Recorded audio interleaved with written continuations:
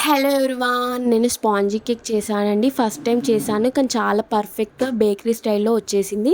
So, ముందుగా నేను 1/4 cup oil తీసుకున్నాను. 1/2 కప్ షుగర్ తీసుకున్నాను.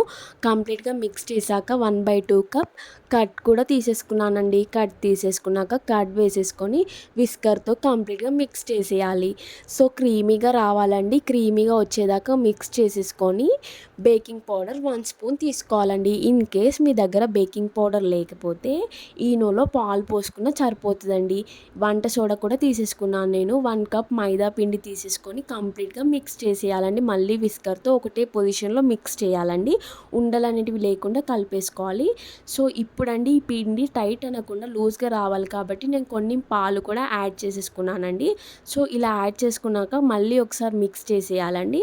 సో, కంప్లీట్‌గా మిక్స్ చేసేసుకొని ఈ విధంగా రావాలండి. ఈ టైప్‌లో వచ్చేసాక నెక్స్ట్ అండి ఇంకొక బౌల్ తీసుకోవాలండి. సో, నా దగ్గర కేక్ పాన్ లేదు కాబట్టి స్టీల్‌లో కాకుండా నేను అల్యూమ్ బౌల్‌లో తీసుకున్నాను. సో, ఆయిల్ పోసేసి మైదా పిండి వేసేసి స్ప్రెడ్ చేయాలండి. బటర్ పేపర్ లేదు కదండీ! సో, అందుకే అలా చేశాను. తర్వాత బ్యాటర్‌ని మొత్తం ఇందులో పోసేసుకొని ఒక్కసారిగా షేక్ చేయండి.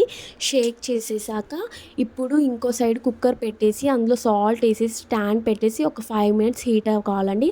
మూత పెట్టేసుకొని ఇప్పుడు కేక్ బౌల్ ఇందులో పెట్టేసుకోవాలండి. కేక్ బౌల్ పెట్టేటప్పుడు జాగ్రత్తగా పెట్టాలండి. లేకపోతే చెయ్యి అనేది కాలిపోతది.